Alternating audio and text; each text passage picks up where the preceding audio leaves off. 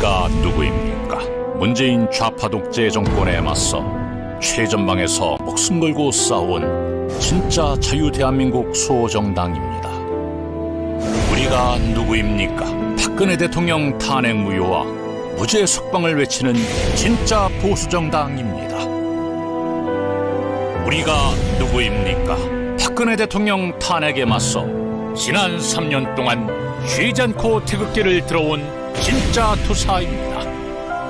박근혜 대통령을 구해야 대한민국이 삽니다. 국민의 힘, 애국의 힘, 태극기의 힘으로 대한민국을 살리고 자유민주주의와 시장경제를 지켜주십시오. 우리에게 힘을 실어주십시오. 우리 공화당이 태극기입니다.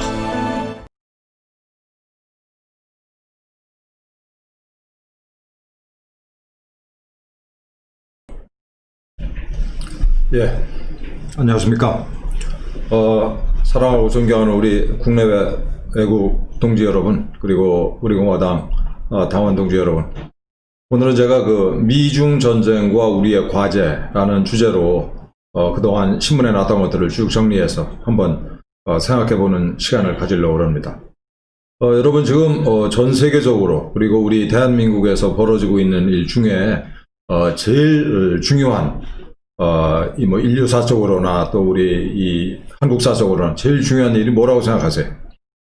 우리 특히 우파 쪽에 많은 동지분들이 부정선거 논란, 논쟁을 생각하고 계실 텐데, 저는 순전히 개인적으로 저도 이 문제를, 이 부정선거 문제를 그동안 쭉 지켜보고 뭐 이런저런 자료도 수집하고 하고 있습니다만은, 제 개인적으로는 이 부정선거 논란은 우리한테 승산이 없는 싸움이다, 이렇게 보고 있어요.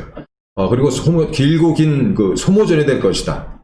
그리고 부작용이 너무나 커서, 예를 들면 오늘 말씀드릴 이 미중 전쟁 문제랄지, 또 지금 뭐 이 남북관계 문제랄지, 또 윤미향 문제랄지, 지금 이 심각한 사건들이 얼마나 많습니까? 그런 것들이 전부 다 이 부정선거 논란에 지금 묻히고 있죠. 게다가 이 문제 때문에 우파 진영이 정말 걷잡을 수 없이 이렇게 분열돼 있고, 그래서 이 문제를 빨리 이제 정리를 해야 되는데, 우리 당에서 지금 이 부정선거 진상조사위원회를 가동하고 있는데, 개인적으로 이 희망컨대는 빨리 좀 우리 입장을 정리를 하고, 지금 더 중요한 문제들이 있다, 더 중요한 전선이 있다, 우리가 정작 싸워야 될 전선은 전부 다 비워두고 엉뚱한 데서 싸우는 거다 지금, 라는 얘기를 좀 했으면 하는데, 이건 거듭 말씀드립니다만 이건 어디까지나 제 생각입니다.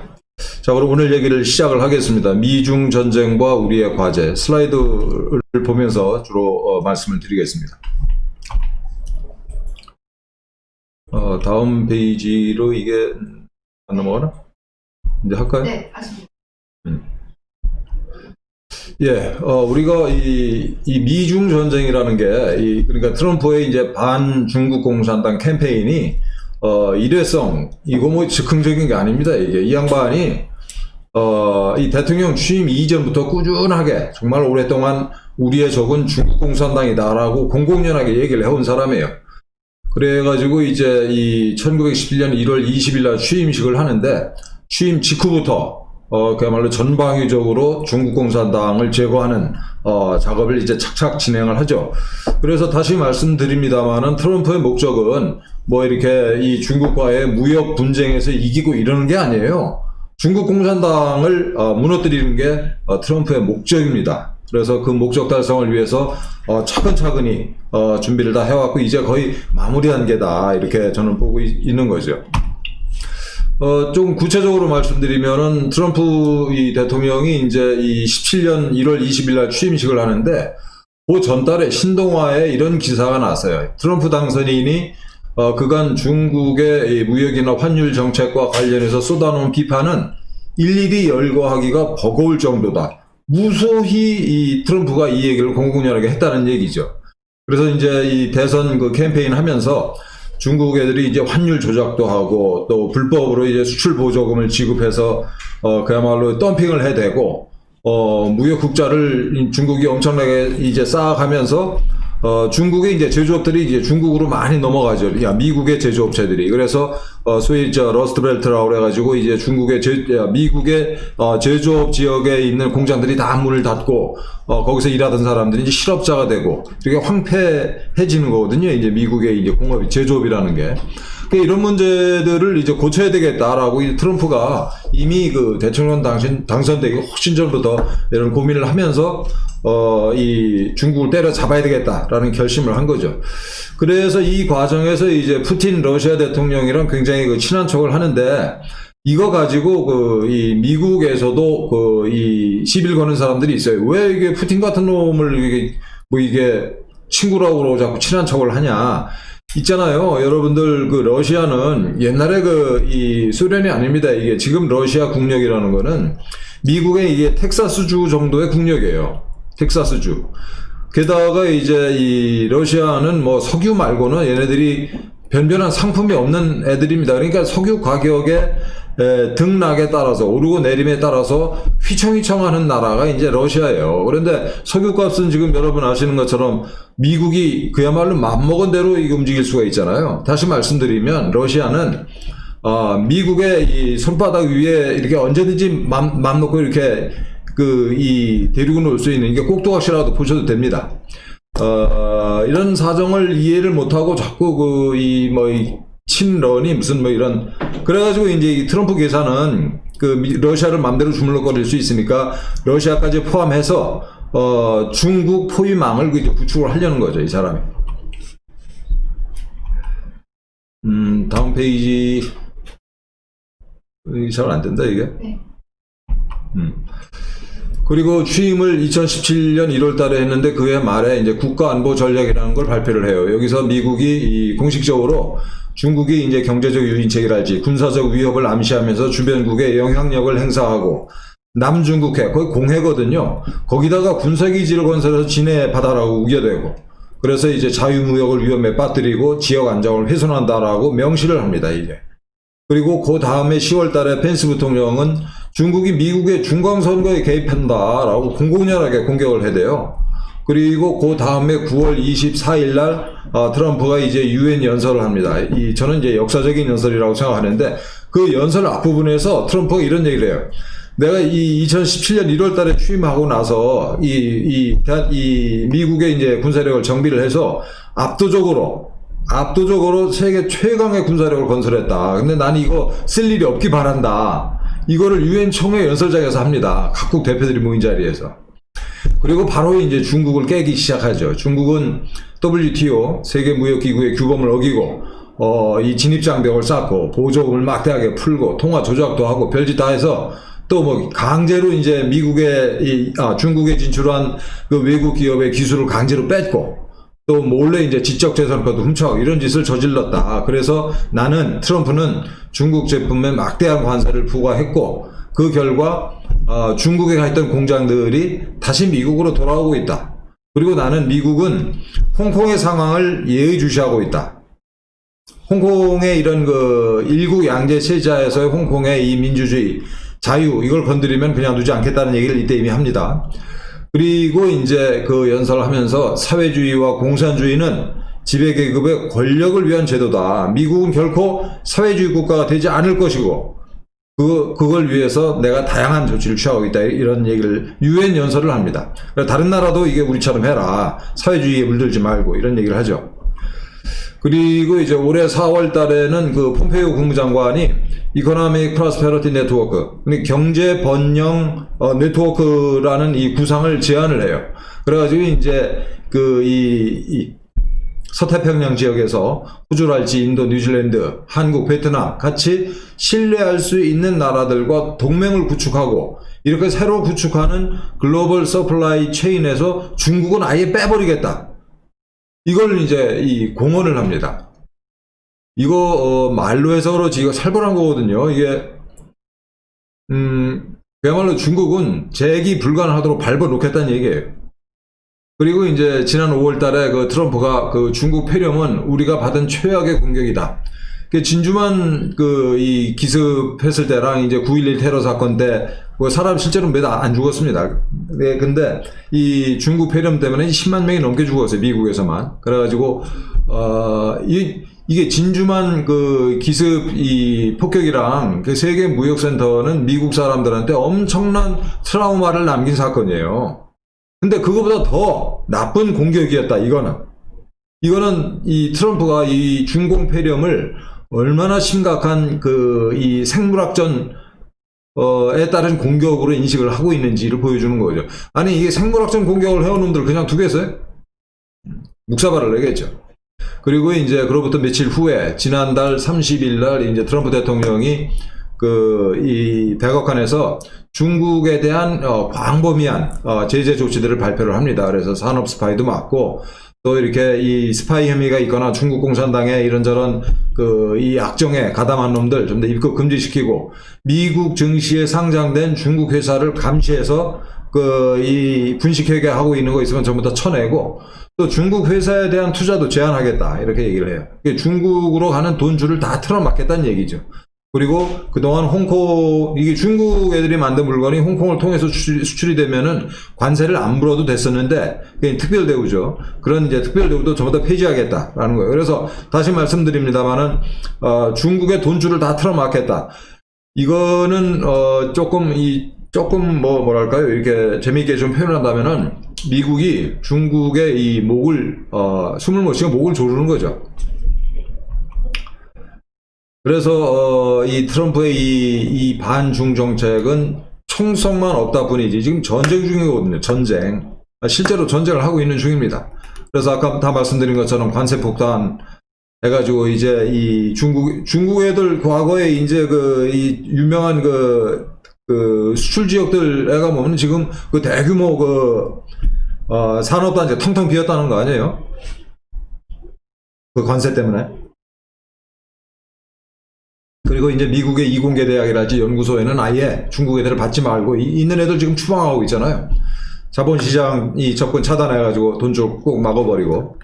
그리고 아까 말씀드린 것처럼 글로벌 서플라이 체인에서 중국을 아예 빼버리는 거예요. 그러니까 중국에다가 이 첨단 제품과 관련된 장비랄지 이 부품 원료는 일체 제공을 안 하고 중국에서 나오는 물건은 일체 구매를 안 하고 그리고 중국을 뺀 경제협력, 경제번영 네트워크를 구축하겠다. 이 트럼프가, 미국이 중국을 그야말로, 죽여놓겠다는 겁니다. 그리고 동시에 이제 대만 독립을 지지했죠. 홍콩 민주화도 지지하죠. 위구르 지역의 인권 문제도 제기하고, 또 티베트 문제 제기하고. 그래서 이런 것들이 이제 전부 다 앞으로 이거를 세게 밀고 나가면은 중국이 이제 여러 개 나라로 이렇게 분열되는 거죠, 실은.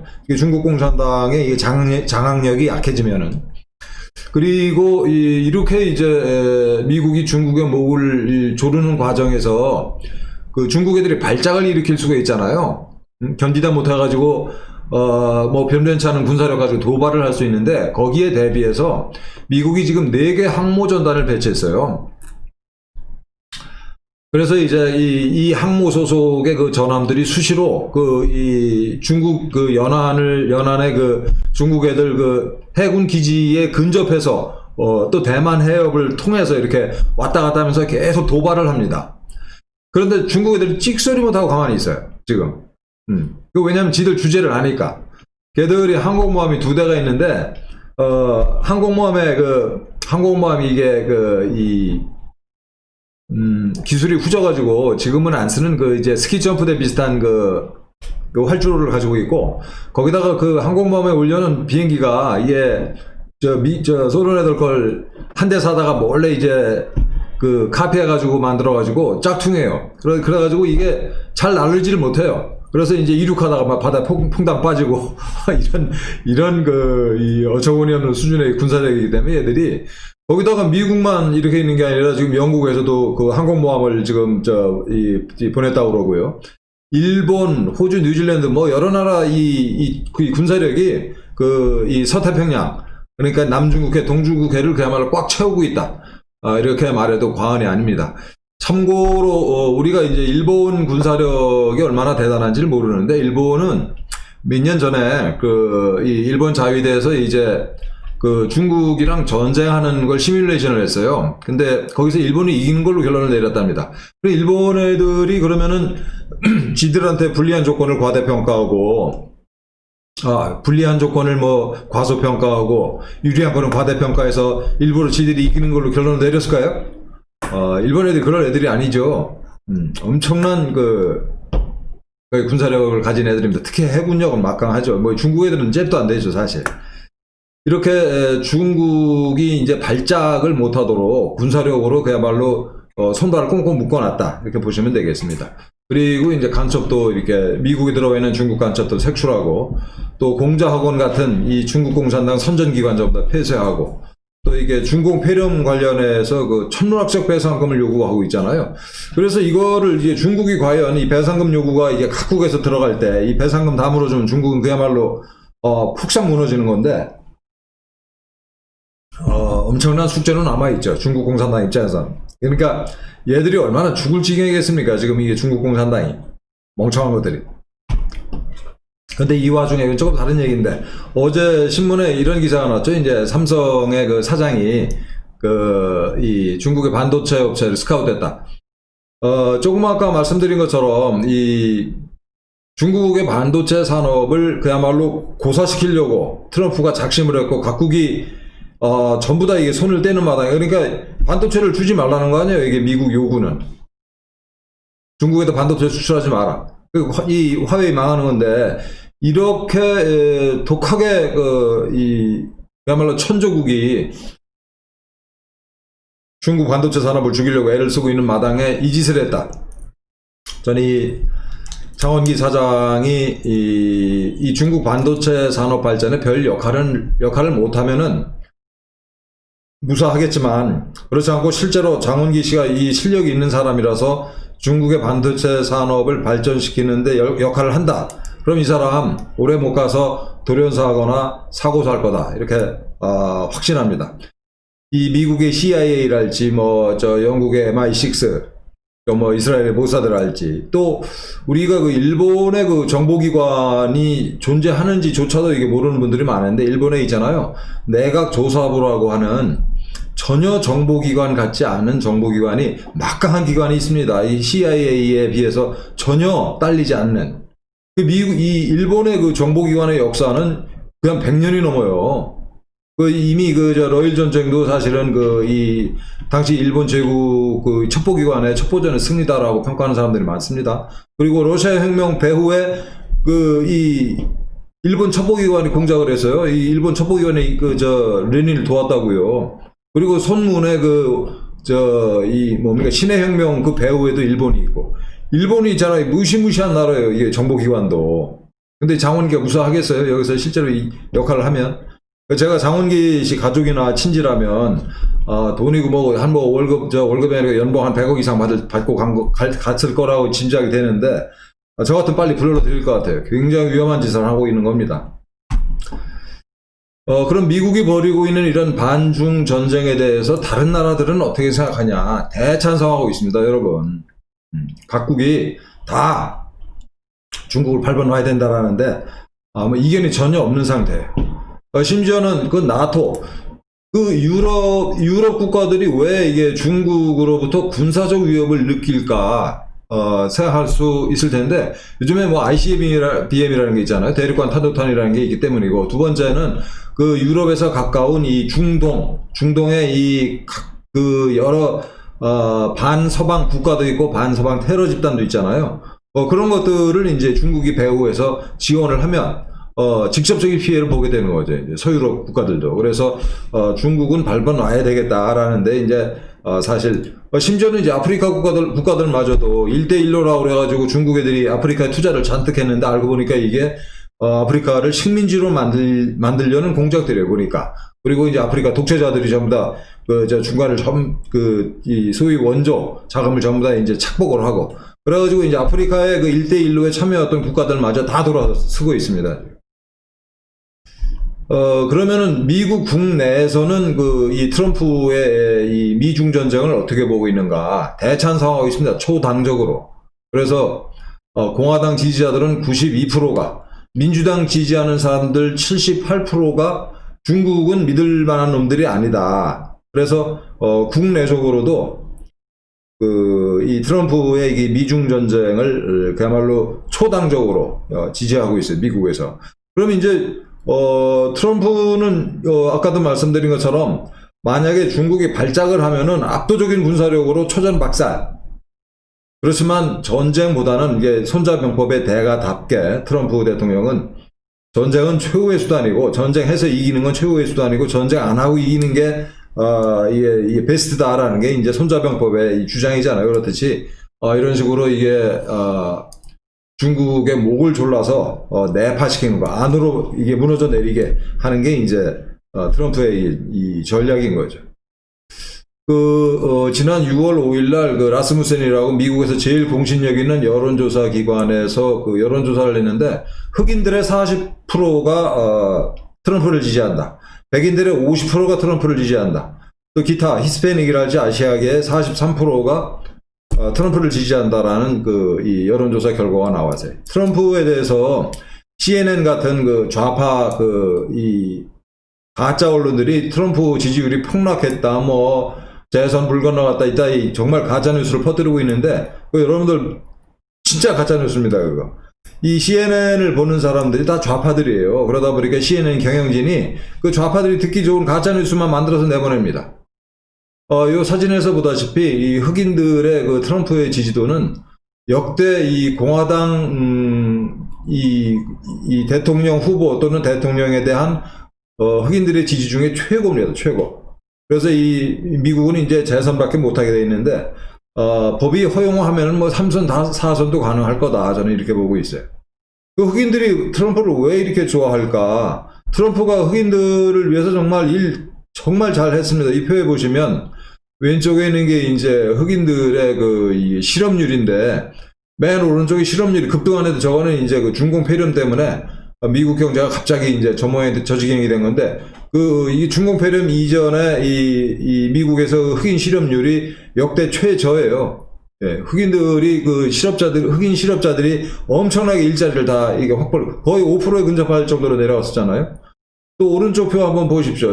이 빈곤율인데 미국의 흑인들의 빈곤율 사상 최저예요. 트럼프 이 대통령 시절에. 왜냐하면 아까 얘기한 것처럼 이제 중국산 제품에 이제 고율 관세를 때리고 이게 중국에 나가 있던 이제 공장들 다시 미국으로 불러들이고 그러면서 미국에서 일자리가 엄청 늘어났죠. 그리고 일자리가 늘어나니까 이 실업자들이 다 일자리를 갖게 되고 그 속도를 초과해서 일자리가 늘어나니까 임금이 올랐어요. 그래서 흑인들이 살기 엄청 좋아졌습니다. 흑인들이 그러니까 트럼프를 저렇게 열렬히 지지를 하는 거죠. 이거는 이제 흑인 범죄자 이 검거자 수예요. 어떻습니까, 여러분? 이게 최근에 미국에서 흑인 마약하던 놈 검거 과정에서 죽었다는 난리가 지금도 이제 진행 중인데 아직도 흑인 범죄자 검거 수가 이 사상 최저입니다. 트럼프 이 치세 하에서. 그래서 지금 벌어지고 있는 이런 이제 이따 얘기하겠지만 중국 공산당이 안티파라고 하는 좌파 단체를 지원해가지고 걔들이 이 소위 이제 인종차별을 핑계로 대가지고 이제 돌아다니면서 폭동을 일으키고 있는데 아까 보신 것처럼 흑인들이 트럼프를 지지해요. 그래서 이거 오래 못 간다. 이렇게 안티파 폭동 오래 못 간다 이렇게 보시면 되겠습니다. 그럼 중국 공산당은 가만히 있을 리가 없죠. 이것들이 나름 열심히들 하고 있습니다. 그래서 얘들이 정치, 경제, 군사, 산업, 기술, 문화, 언론 등 전방위에 걸쳐서 미국을 상대로 공작을 해요. 그리고 공작 방식은 합법적인 것도 있고 이제 불법적인 것도 이렇게 정말 그 전모를 누가 알겠습니까? 아무도 모르죠 이거는. 그렇지만 드러난 것만 보면은 오바마 행정부 때 바이든이라는 이번에 민주당 대통령 후보로 선출이 됐죠. 저는 이제 이런 약체가 민주당 후보로 나와가지고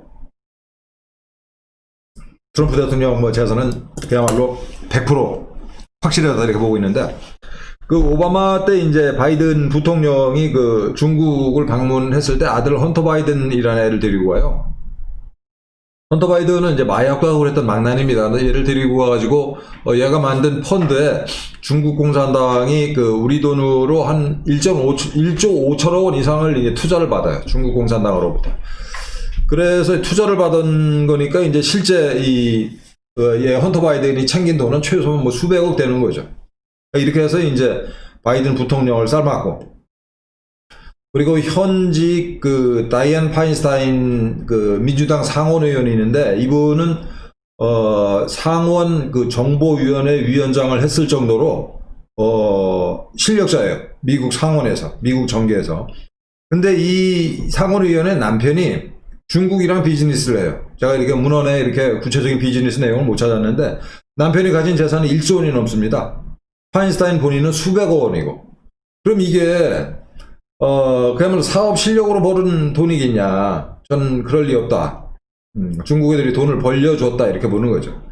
이 파인스타인 상원의원의 그 20년 동안 데리고 있던 보좌관이 러셀 로우라는 놈이 있는데, 얘가 중국계예요. 그 20년 동안이나 이 파인스타인 상원의원 보좌관 노릇을 했었는데, 최근에 그 2016년, 17년 해가지고 이제 그 중국 공산당 간첩이다는 소문이 돌면서 보좌관에서 사임을 하고 이 자식이 만든 게 이 사회정의 교육재단이라는 거예요. 2017년 6월에 만들었는데, Education for Social Justice Foundation. 이게 LA에 있는 건데, 이 재단이 얘네들이 하는 일이 한 가지밖에 없어요. 조선인 일본군 위안부 문제만 교육을 여기저기 교육시키고 국제 문제화 시키고 그러는 놈들이에요, 이게. 아니, 미국의 LA에 있으면서 미국 놈이 만든 재단이 왜 그 짓만 하냐고요. 이 배후에 중국 공산당이 있다라고 볼 수밖에 없는 거죠. 그래서 이 중국 공산당의 이제 그 한반도 전략은 이 북한 애들도 마찬가지지만은 우선 한일 동맹을 깨뜨리는 거죠. 그리고 이제 이어서 그 한미 동맹을 깨뜨려서 이제 한반도 전체를 적화시키는 게 얘네들의 전략입니다. 중국 공산당에, 그리고 북한에. 그래서 이 러셀 로우가 만든 이 사회정의 교육재단이라는 게 이제 그 공작의 이제 도구인 거죠. 그리고 여러분, 그 세계 최대 최강의 이 경제 전문 통신사가 블룸버그 통신인데, 블룸버그가 이게 뉴욕 시장도 뭐 이렇게 2번인가 3번 역임했을 정도로 정치적 거물이고, 그 다음에 트럼프보다 훨씬 부자입니다. 저 블룸버그 통신에서 벌어들인 돈 가지고. 근데 블룸버그 통신이 이제 중국 공산당으로부터 중국 내 경제 정보 독점 권을 받았어요. 그래가지고 이 블룸버그 통신이 그것 때문에 돈을 엄청 벌었습니다. 그러니까 중국이 지난 30년 동안 그야말로 눈부신 속도로 이게 성장을 해왔잖아요. 그 성장 과정에서 서방에 이제 이 중국에 대한 투자 자본이 블룸버그 통신이 가진 정보와 또 블룸버그 통신이 가지고 있는 이런저런 통로를 활용을 했어요. 그래서 이제 블룸버그 통신이 엄청 돈을 벌었죠. 그러다 보니까 이게 블룸버그 통신이 중국 공산당의 해로운 기사를 못 써요. 뭐 이런 식으로 해가지고 이제 중국 공산당이 전 세계 최고의 통신사를 지네 편으로 만들었죠. 그리고 뭐 여러분들 기억하시겠습니다만은, 얼마 전에 이제 하버드 대학의 생물학과 과장 놈이 미국인이죠, 물론. 코케이션, 백인입니다. 간첩으로 이제 검거가 됐는데 빙산의 일각이죠. 이렇게 중국 공산당 돈 받고 간첩질하는 놈이 한두 놈이겠습니까? 그 다음에 이제 유학생들, 여러분 중국은 공산국가라서 유학 가려면 전부 다 중국 공산당 허가 받고 나가는 거예요. 무슨 뜻입니까? 중국 공산당 반간첩이라는 얘기죠. 얘네들이 이제 14년 현재 22만 명이 중국 애들이 중국 공산당 지위를 받는 애들이 유학을 하고 있어요. 또 공자학원이 이따 한번 다시 말씀드리겠습니다. 공자학원이 이제 미국에 100개가 넘게 있고, 그리고 몰래 친중공 이제 이 좌파 단체 안티파를 지원하는 짓을 이제 해왔다. 최근에 이제 이 흔적이 발견이 됐죠. 그리고 여기 안 써 있습니다만 이제 온라인으로 또 온갖 공작을 하고 있죠. 저 유명한 우마오 당이라는 게 1000만 명이나 되는 그 댓글 부대를 운영하는 놈들이니까 애들이. 이렇게 중국 애들이 이제 열심히 이 대미 공작을 하고 있습니다. 그래서 예를 들어서 얘들이 이제 공작하는 방식 중에 하나가 또 이런 게 있어요. 이 워싱턴 포스트랄지 뭐 월스트리트 저널에다가 기사형 광고. 그러니까 얼핏 보면은 기사처럼 생겼는데 사실은 광고예요. 이런 것들을 이제 엄청 돈을 주고 이런 그 세계 유수의 언론사에 이렇게 전면 광고를 해대는데, 이렇게 하면은 그게 이제 광고인 줄 모르고 기사인 줄 알고 읽는 그 독자층을 노린 거일 수도 있지만, 보다 중요하게는 이 언론사 자체를 돈으로 삶은 거죠. 그래서 이제 이렇게 이게 수백만 달러씩 돈을 받고 이게 광고를 실는 광고주한테 불리한 기사를 실을 수 있겠습니까? 이런 공작도 해요.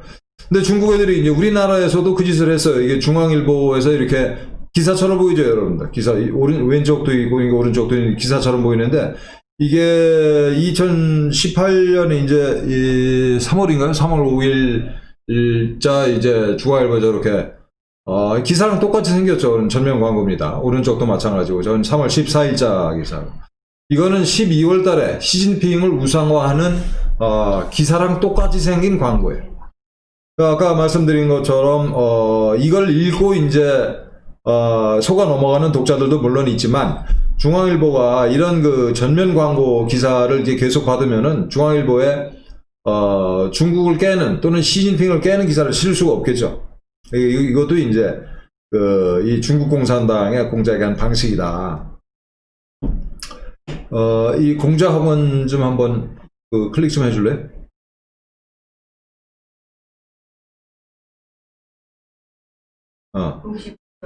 네. 쭉 한번, 예. 왜? 그냥 쭉 커서 내리면 되는데? 스크롤 다운.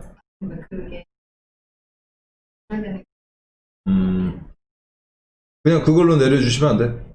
거기서. 내가 안 해도 되니까 서서히 한번 내려봐요. 공작학원의 시작.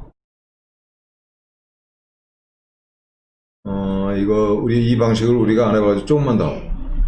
지금 내가 하면 되는 건가, 이제? 공작학원의 시작 보시면은, 중국 정부가 1987년에 국가 대외 한어 교학 영도 소조를 만들었고, 이 소조에서 이제 만든 게 공작학원이죠. 최초의 공작학원은 영광스럽게도 우리나라에 2004년도에 만들어졌습니다. 2004년 11월 21일 날 세계 최초의 공작학원이 이 대한민국에서 만들어졌어요. 중국 애들이 이게 얼마나 우리 대한민국에서의 공작을 중요시하는지 알 수 있는 대목입니다. 그 다음에 쭉 내려가 볼까요? 현황 보시면 2015년 현재 이제 전 세계 134개국가, 그러니까 전 세계 모든 나라에 이거를 만들었다라고 보시면 돼요. 이게 한 500개를 만들었다고 합니다. 한국에는 이제 2015년 현재 22개 공작학원이 설립돼서 운영되고 있다. 저거 공작학원 실제로 보신 분들은 몇 안 될 텐데 대부분 이제 대 캠퍼스 안에 자리를 잡고 있어요. 그 다음에 쭉 내려가 볼까요? 로고와 인형은 말은 어때요? 평화 이런 거지만 실제로는 중국어 가르치고 중국 문화 가르친다고 하면서 친중파, 친중국 공산당파를 양성하는 선전기관, 첩보기관입니다. 그 다음에 쭉 내려가 볼까요? 계속 쭉 내려가 봐요. 우리 시청자 여러분 나중에 이거 한번 읽어보십시오. 맨 밑으로 한번 가볼까요? 끝까지 한번 내려가 봐요. 계속. 그래서 이거 이제 공작학원에 대한 의혹의 시선, 그래도 이렇게 이 말을 좀 했네요. 그래서 이걸 보시면은 이게 공작학원이 말로는 이제 무슨 중국어 가르치고 중국 문화 가르친다고 하지만 실제로는 트로이의 목마다 이렇게 중국 공산당 선전기관이다, 이런 얘기를 하고 있습니다. 예, 이거 끄고 아까 이 공작학원 조사 시민 모임이라는 거 한번 보죠.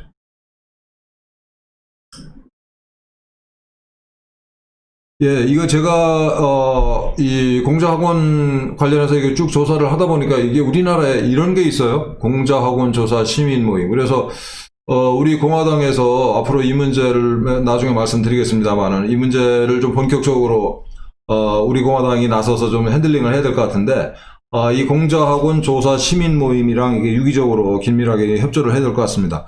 여기 아주 좋은 자료가 많으니까 관심 있는 분들은 이 사이트에 들어가셔가지고 하나하나 이렇게 좀 보시면 좋겠어요. 여기 보면은 이제 이 공자학원 부설로 공자교실이라는 걸 운영하는데 초중고등학교에 이제 강사들이 나가가지고 이 공자학원 프로그램을 각 학년에 맞게 이렇게 얘기를 해주는데 그 내용은 뭐 중국이 위대한 나라고 중국 공산당이 훌륭한 당이고 중국 공산당 지도자들이 위인이고 뭐 맨 이런 내용입니다. 다음 이제 PPT로 돌아가죠. 다음 페이지를 됐나? 예. 특히 이제 미국의 공자학원, 지난 5월 22일자 에포크 타임즈에 나온 기사인데, 미국에서는 뭐 일찌감치인지 뒤늦게인지, 참고로 스웨덴에서는 이 공자학원을 전부 다 없애버렸고요. 캐나다에서도 이제 공자학원을 없애는 캠페인이 벌어지고 있고, 미국에서도 그 캠페인이 시작이 됐습니다. 그래서 2004년 이래 이제 100개 이상의 이 공자학원이 미국에 있었는데, 2018년에 법이 만들어져요. 그래서 공자학원이 있는 대학에는 국방성 보조금을 줄 수 없게 그런 법률이 통과된 이후에 이제 수가 좀 줄었다고 그러고. 공자학원 운영은 어떻게 하냐면은 여기 교사 또는 강사 그리고 그들에 대한 급여, 교재, 센터 운영비 이거 전부 다 이게 중국 공산당이 부담하는 겁니다. 그래서 중국 공산당 그리고 중국 공산당이 지배하는 중국에 대한 좋은 이미지를 가르치는 그런 기관이죠. 아까 말씀드린 것처럼 초중 고등학교에서도 이제 공자교실이라는 것을 따로 운영을 합니다. 그러니까 어려서부터 친중파를 양성하기 위한 그야말로 장기적인 공작을 하고 있는 거죠. 얘네들이 우리가 이렇게 제가 욕은 합니다만 얘들이 스케일이 크고 두 번째는 아주 이 일을 하면서 몇 년을 내다보고 이 일을 하겠습니까, 여러분? 얘들이 최소 30년 내다보고 하는 거예요. 우리나라가 한국 사람들이 뭔 일을 하면서 이렇게 30년 내다보고 하는 일이 있는가? 물론 우리나라도 이제 한국어 교육기관이 세종학당이라고 공자학원을 카피해가지고 이렇게 세계에서 세종학당 운영하고 있는데 그거는 이 공자학원 운영 취지와는 많이 다른 거죠, 실은. 이렇게 중국 공산당, 거기는 이제 얘네들은, 미국 애들은 중국 공산당이, 그야말로 전략적으로 하고 있는 데 비해서 우리는 당이 아니라 문화체육관광부가 이제 한국어, 또 한국문화 보급을 한다 이런 순수한, 나이브한 목적을 가지고 하는 건데, 이 중국 공산당 스스로 이 공자학원이 이 자기들 선전기구대, 선전이 우리말로 하면 좀 이렇게, 나이브해 보이는데, 영어로 이제 프로파간다. 이 중국 공산당이 제일 중요시하는 게 두 가지가 있는데 하나는 군사력이고 또 하나가 선전입니다, 여러분. 그러니까 공산당의 일당 독재 체제를 유지하는 두 개의 기둥이 하나는 선전 선동이고 또 하나는 군사력이에요. 그렇게 중요한 역할을 하는 선전 기구다라고 이제 중국 공산당이 스스로 기회 있을 때마다 공언을 했어요. 그래서 2009년도에 선전부장이면은 우리나라 문화체육관광부 장관보다 높은 겁니다. 굉장히 센 직위예요. 그러면 이제 공자 브랜드는 꾸미지 않은 듯한 매력이 있다. 중국어를 가르친다는 핑계를 대면은 모든 게 합리적이고 논리적인 것처럼 보인다. 이렇게 이제 지 입으로 이제 고백을 한 바 있죠. 그래서 트럼프가 대통령 되고 나서 이제 미국 교육부가 이 공자학원을 조사를 해요. 그래서 애들이 문제가 있다라는 이제 보고서도 발표를 했고, 한편 이 학생들 스스로 이 공자학원이라는 명칭으로 침투하는 중국 공산당 세력에 대해서 이 저항운동을 시작을 합니다. 그래서 대학 공화당 전국위원회라는 단체가 있어요. 그러니까 공화당원으로서 대학생들, 그리고 미국 대학 민주당원 모임. 그러니까 이게 민주당원인데 이제 대학생들, 얘네들이 같이 모여가지고 미국에 있는 모든 공자학원을 영원히 문을 닫아라 라는 요구를 냈고, 또 이어서 이제 캠페인을 지금 하고 있습니다. 이제 중국 공산당이 미국에 대해서 그렇게 이 공작을 하는 걸 봤는데, 이제 그러면 중국 애들이 한국에 대해서는 어떻게 하고 있을까요? 여러분이 이제 시진핑이다, 중국 공산당의 이제 간부다라고 하면은 전 세계에서 제일 열심히 이 공작을 해야 되는 나라가 어딜 것 같습니까? 모르긴 몰라도 대한민국을 빼놓을 수가 없죠. 그래서 이제 우리나라에서도 엄청 정말 치밀하게 광범위하게 온갖 분야에서 온갖 수단으로 이것들이 그 공작을 하고 있을 텐데 그 전모가 밝혀지질 않았어요. 다 그냥 장님 코끼리 만드듯이 이렇게 우리가 단편만 알고 있을 뿐이죠. 그 중국 공산당이 이제 이 호주나 뉴질랜드에서 이제 공작한 그 사례들을 보면은 여야를 가리지 않고 공작을 합니다. 그 다음에 중앙 정치인과 지방 정치인을 가리지 않고 이렇게 삶아요. 삶는 방법이 뭐 여러 가지가 있어요. 이렇게 합법적으로 정치 자금 내주기도 하고, 또 그 정치인의 자식을 중국으로 불러서 장학금을 주기도 하고, 또 그 정치인을 중국으로 불러서 미인계로 그냥 녹여버리기도 하고, 뇌물 쓰기도 하고, 그래서 온갖 방법으로 여야 가리지 않고 이 간첩을 만들어요. 이게 중국 애들이. 우리나라에서도 아니 그럼 호주나 뉴질랜드에서도 그랬는데 우리나라에서 안 그렇겠습니까? 저는 우리나라 소위 그 유력 정치인 중에서 중국 간첩들이 꽤 된다라고 확신을 하고 있어요. 그래서 이제 중국 간첩, 여기 이제 거명한 김무성, 송영길, 김경진 이 사람들이 이제 중국 간첩이다라는 증거는 전혀 없습니다. 다만 이 사람들이 주장했던 거는 매우 수상쩍다. 예를 들어서 김무성은 조선족 이민을 대거 받아들여야 된다라고 얘기했어요. 이게 2016년도에. 지금 이제 조선족이 한 100만 명 들어가 있습니다. 여러분 100만 명이 우리나라 인구가 5천만인데 100만 명 적은 것 같죠? 이 100만 명이 뭉쳐서 몰려다니면은 답이 없어요. 송영길 의원은 뭐라고 그랬습니까? 17년 1월 달에 선거권을 가진 외국인의 정당 가입을 허용을 한다. 이거 무시무시한 말인데, 아니 그 외국인이 선거권이 있나라고 이제 처음 듣는 분들 계실 텐데, 우리나라에 3년 이상 거주하면은 지방자치 선거는 선거권을 줍니다. 그래서 이제 지방자치단체장, 시장 우수랄지 뭐 도지사, 또 지방의회 의원 선거하는데 이 외국인이 3년 이상 거주하면 할 수가 있어요. 그러니까 그 사람들한테 정당 가입을 허용하자라는 얘기를 송영길이가 했는데, 이거 굉장히 살벌한 얘기예요. 얘들이 조직적으로 정당에 가입해서 그 정당 내에서 정당 내에 이 선거에 참여를 하면은, 예를 들어서 민주당이랄지 무슨 뭐 미통당이랄지 뭐 심지어는 우리 공화당에 얘네들이 입당을 해가지고 투표권을 행사한다고 생각해 보세요. 얘들이 조직적으로 움직이면 당의 지도부를 구성할 수가 있어요. 굉장히 무시무시한 발상인 거죠. 또 김경진이라는 의원은 작년 4월 달에 국내에서 학사학위 취득하면은 귀화를 한국 국적을 쉽게 딸 수 있도록 허용하자, 이따위. 아니 우리나라에 제일 많이 와 있는 애들이 다 중국 애들인데, 중국 애들을 위한 법안이죠, 저게. 지금 어떻게 올라가고 있는지 모르겠습니다만. 굉장히 위험한 발상들이에요. 물론, 다시 얘기입니다만, 이 사람들이 중국 공산당 간첩이다, 라는, 증거나, 이런 건 전혀 없습니다만, 하는 짓이, 주장하는 바가, 의심을 받아 마땅하다.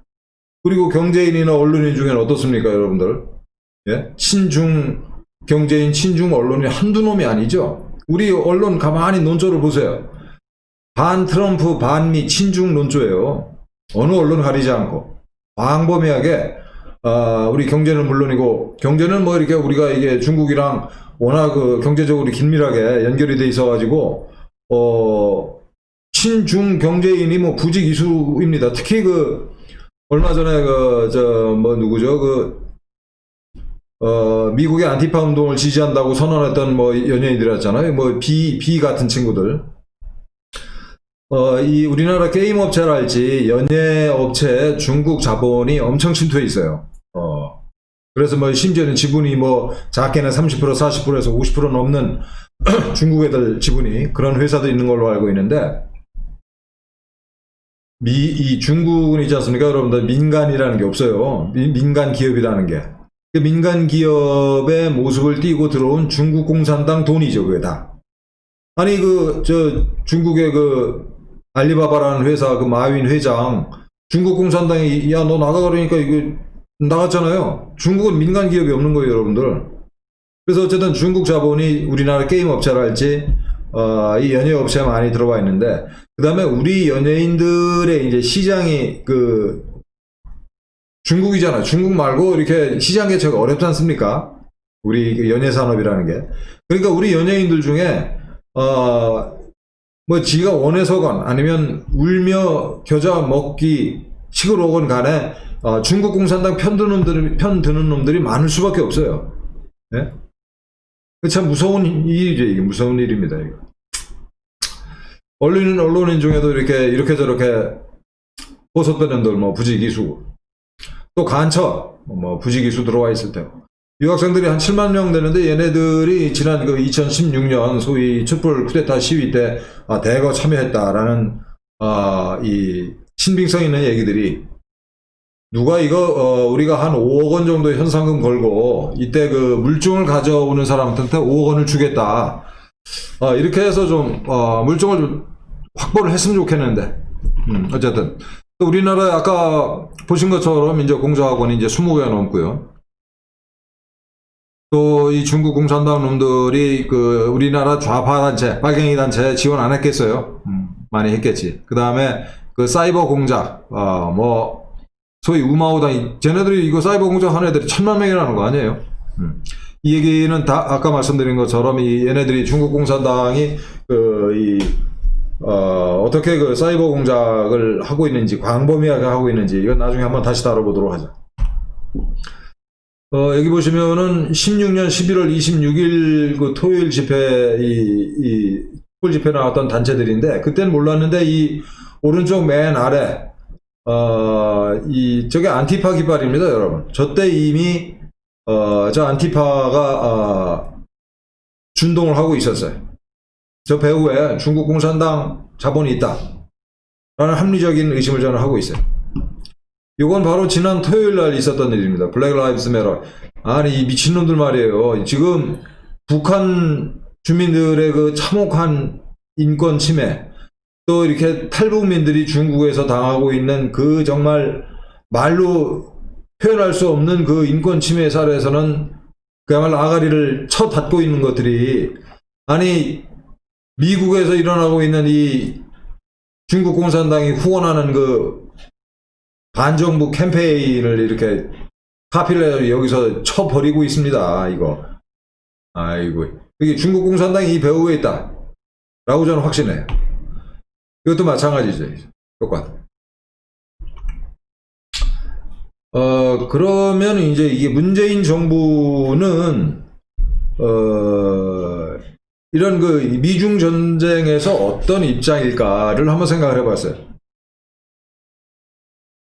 근데 참 재미있는 기사를 발견했습니다. 이게 뉴데일리에 이제 금년 1월 28일자에 있었는데, 요번에 이 발표를 준비하면서 이게 처음 발견한 기사인데, 파이브 아이즈라는 미국 중심의 이 정보기관 연대 조직이 있습니다. 이게 5개 나라, 앵글로색슨족이 세운 나라들, 미국, 영국, 캐나다, 호주, 뉴질랜드, 이 5개 나라가 이제 정보 공유를 하고 있었는데, 여기다가 한국, 일본, 프랑스 3개를 더 집어넣어가지고 이제 8 아이즈를 만들었다라는 거예요.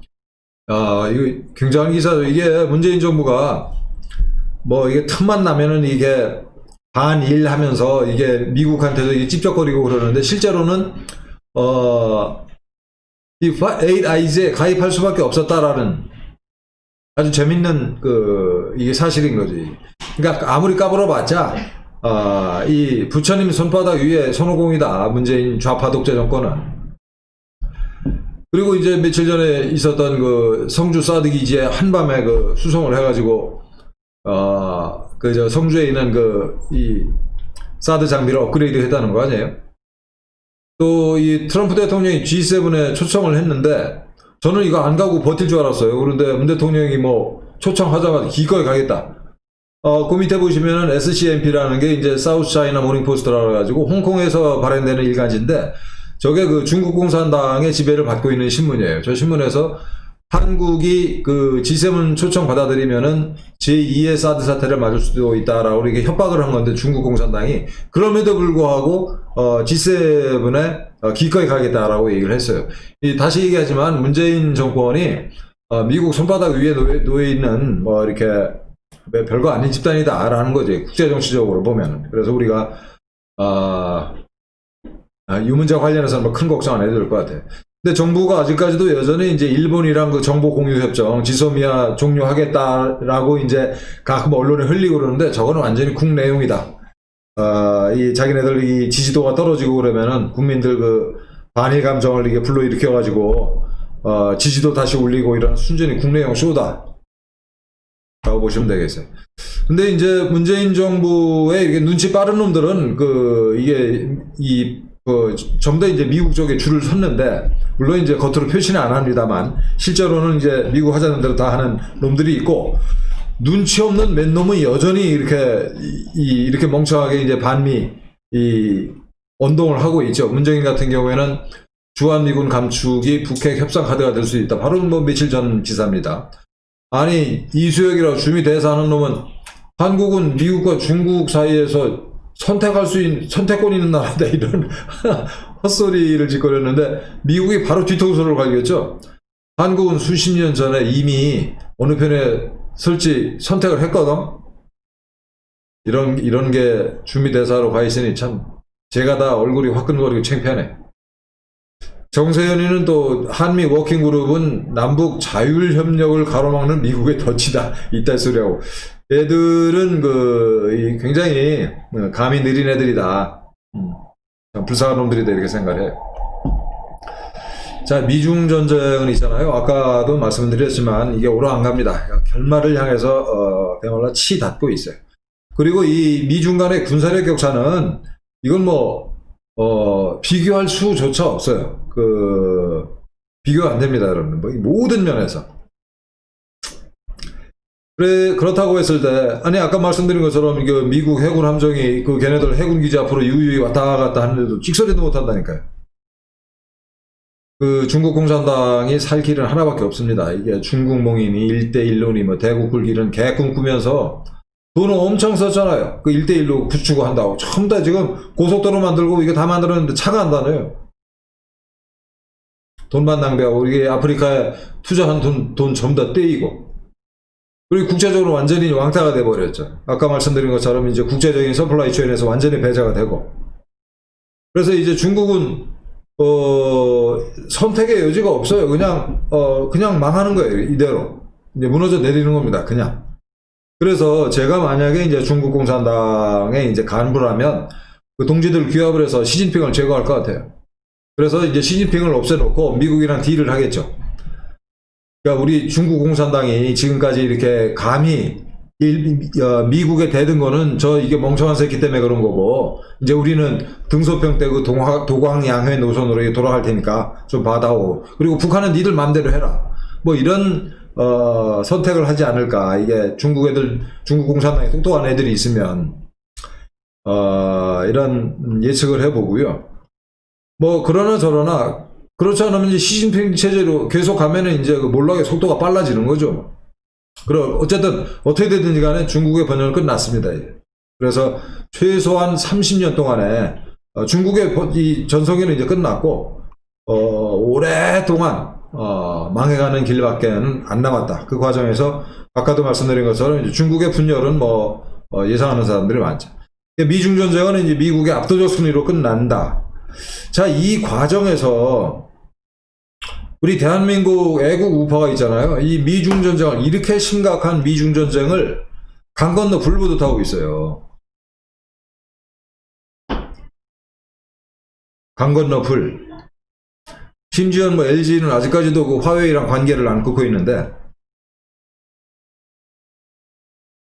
자, 이렇게 되면은 앞으로 미국 중심으로 아까 새로운 이코노믹 프로스페러티 네트워크, 새로운 경제 번영 네트워크를 구축을 한다고 그러는데, 중국이 저렇게 무너져 내리고 북한마저 미국에 항복하든가 제압당하든가 하면 한국의 이용 가치가, 이게 미국이나 일본의 입장에서 대한민국의 이용 가치가 뭘까 한번 생각을 해봐야 되는 거죠. 그동안 이 대한민국이 하던 역할을 다른 나라에, 훨씬 더 믿음직한 나라에 다 나눠주고, 한국은 그냥 있으나 마나한 나라로 이렇게 중국과 더불어서 서서히 말라 죽어가는 그런 나라로 방치할 건지, 어떻게 될 건지 모르는 거죠, 이게. 그 우리 같은 경우에는 이 미국이 보기에 또 일본이 보기에 얼마나 배은망덕한 나라예요. 응? 무임승차나 즐기고. 그러니까 이런 나라로 이렇게 낙인이 찍힐 거냐 라는 겁니다. 제가 걱정하는 거는. 그래서는 안 되고, 우리가 이제 그 미중 전쟁이 이제 정점으로 치달아가는 이 과정에서 우리도 반공, 반중공 투쟁의 일익을 담당을 해야 된다라는 생각이에요. 그래서 그 공자학원 폐쇄 운동을 우리도 시작하자. 아까 이 시민단체도 있습니다만, 우리 당이 좀 주도가 돼가지고 공자학원 폐쇄 국민운동 본부 같은 거 만들어서 좀 본격적으로 저 운동을 좀 해보면 어떨까라는 생각을 했습니다. 물론 이제 우리가 10월 4일 그 전당대회가 있습니다만, 우리 당의 역량이 전당대회 이게 준비하는 프로세스가 있는 거고, 또 저 작업은 따로 2트랙, 3트랙으로 뭐 할 수 있다고 저는 생각을 해요. 그리고 이제 홍콩 민주화 운동이 지금 잔인하게 진압당하고 있는데, 우리가 이게 그야말로 이게 강건도 불보듯 보고만 있을 거냐 말이죠. 물론 우리 그 일부 시민단체들 중에는 그 중국 대사관 앞에 가서 계속 시위도 하고 1인 시위도 하고 뭐 그런 사람들이 있는데, 우리 공화당이 이 문제와 관련해서 물론 이제 이 대변인 명의로 성명서를 냈지만, 성명서 내고 이렇게 우리가 할 일을 다 했다라고는 생각하지 않아요. 이 홍콩 민주화 운동 관련해서도 그야말로 인도적인 차원에서 뭔 일을 해야 되지 않을까. 그리고 지금 뭐 한참 화제가 되고 있는 그 대북전단 살포하는 우리 탈북자 단체가 있는데, 그 사람들이 외롭게 그거 하도록 내버려 둘 거냐 말이죠. 우리 명색이 대한민국의 유일한 보수 애국 정당인 우리 공화당에서 저 북한 민주화 운동 관련해서 우리 당이 한 게 뭐냐 구체적으로 라고 물었을 때, 우리 그때 성명서 냈다, 이거 가지고 우리가 면피가 되겠습니까?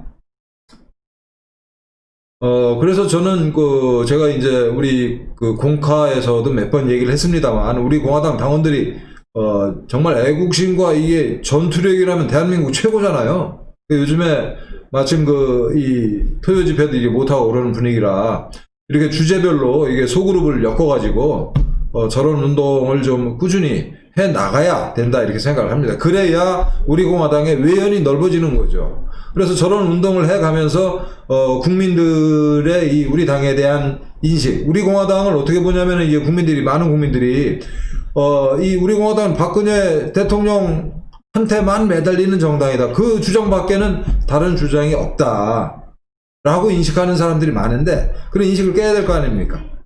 그리고 이런 이 다양한 전선에서 우리가 이제 열심히 일하는 모습을 보이는 과정에서 여러 그룹들이랑 우리가 연대 경험을 축적해 가고, 그 과정에서 외연이 넓어지고, 또 이렇게 우파 진영 전체에서 이제 우리 지분이 우리가 딛고 있는 땅이 넓어지고 뭐 이러는 거 아니겠어요?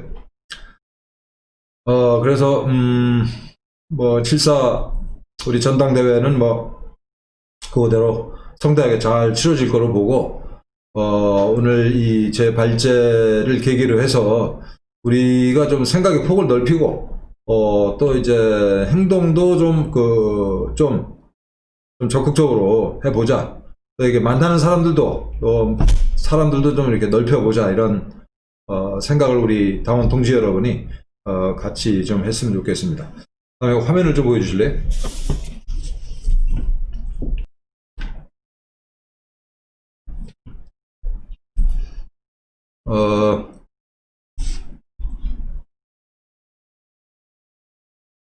예, 그리고 오늘은 이제 제가 좀 쑥스럽지만 제가 쓴 책을 좀 소개를 해드리려고 합니다. 왜냐하면 그러하니까라고 하는 다소 생뚱맞은 제목인데, 이 책의 내용이 상당 부분이 오늘 제가 발제한 내용에 이제 포함이 되어 있어요. 그래서 한일 관계를 어떻게 우리가 바라볼 건지, 이 문재인 정권이 이 한일 간의 갈등을 부추기기 위해서 얼마나 집요하게 너저분하게 애를 쓰고 있는지, 또 중국 공산당이 호주나 뉴질랜드에서는 어떻게 공작을 하고 있는지, 또 원자력 발전소라는 게 왜 중요한지, 이런 다양한 주제에 대해서 뭐 이렇게 재미있게 다양한 주제를 다뤄놨습니다. 우리 당원 동지 여러분들, 이 글씨가 조금 작아서 좀 죄송하긴 한데, 우리 동지 여러분이 보시면은, 좀 재미있게, 도움이 될 책으로 제가, 자신을 합니다. 그리고 끝으로, 제가, 여기 우리 윤 기자가 얘기를 해주던데, 여기 입술이 부르튼 것처럼 이렇게 돼 있는데, 이게 부르튼 게 아니고, 뾰루지가 여기 났어요. 그래서, 뾰루지를 짜다 보니까, 제가 무슨 고민을 한다거나 요즘에 과로를 한다거나 전혀 아닙니다.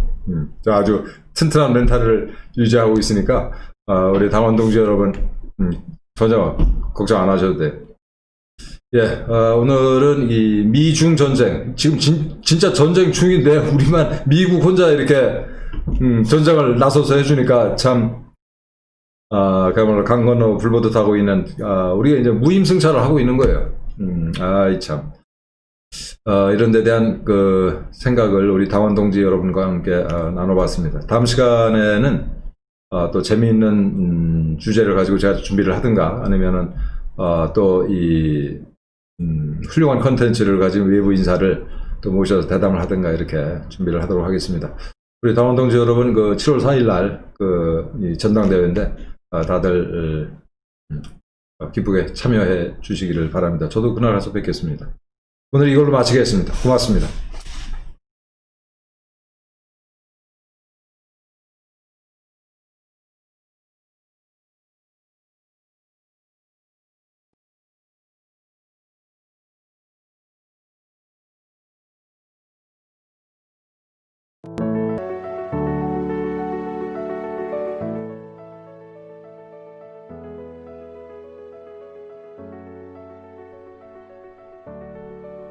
잠시 안내 말씀 드리겠습니다. 안녕하세요. 우리공화당 라이브입니다. 4년이라는 진실투쟁의 기간 동안 앞만 보고 달려오느라 우리들의 삶뿐만 아니라 옆을 둘러볼 여유조차 없었던 게 사실인데요. 그동안 전하지 못했던 감사의 마음, 응원의 메시지, 감동적인 사연, 우리들의 이야기 함께 나누고픈 애국민 여러분들과 우리공화당 당원 동지 여러분들의 이야기를 기다리겠습니다.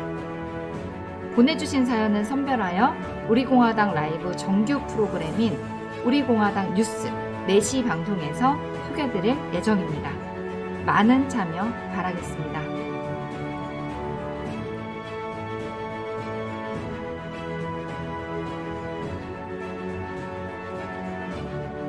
보내주실 곳은 주소 서울특별시 영등포구 국회대로 640 준빌딩 5층 우리공화당 라이브 담당자 앞으로 보내주시면 되시고요.